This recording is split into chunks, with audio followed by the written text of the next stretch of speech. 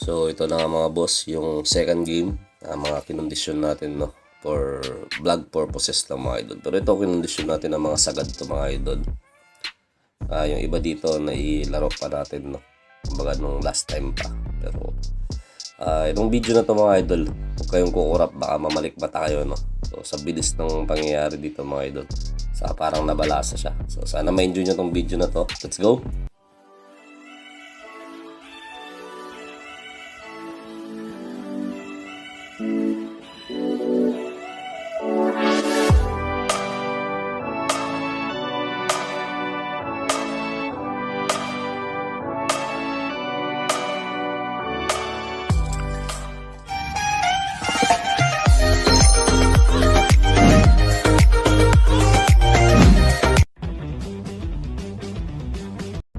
So let's go mga idol, labanan ng off color, parehong brown mga boss. So let's go.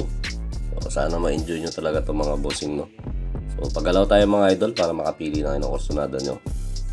So unahan ko na kayo mga idol, baka mamalik mata kayo sa laban na to no. Sobrang bilis talaga nung pangyayari dito. So itong brown mga idol, yan. So ito parehong winner naman to mga boss no. So kinondisyon na natin ulit. Saka pakita natin yung paano natin pag-heating neto. So abangan nyo sa next vlog natin mga idol kung bakit ganito kabilis yung reaction time nitong mga gagamba natin no? So paano natin sila kinokondisyon. So pag nakapili na kayo mga boss, meron versus wala. So meron natin medyo dark na brown, mas light brown naman itong bandang wala natin. So let's go, bitaw natin mga boss. Yan na, huwag kayong kukurap mga idol. Ito na nga, bubitaw na kaagad to. So parang may napansin kayo doon mga boss, parang yung kumakagat dito no, parang siya yung nasa may kanan, parang binalakasan niya lang no?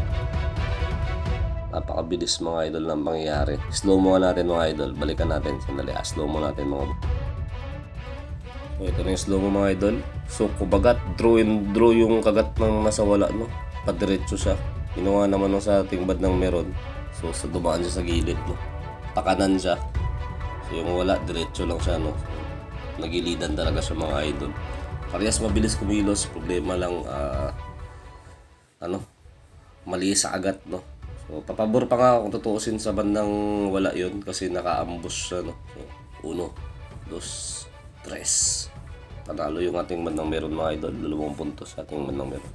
Pero pabor sa wala to dapat mga boss ambush pa naman. Ang ganda ng pagkakagat niya, problema lang gumilid yung kalaban. So wala tayong magawa mga idol, panalo po yung ating bandang meron. So sana na-enjoy nyo mga boss, and abangan nyo yung conditioning na video natin no? I-upload natin yan.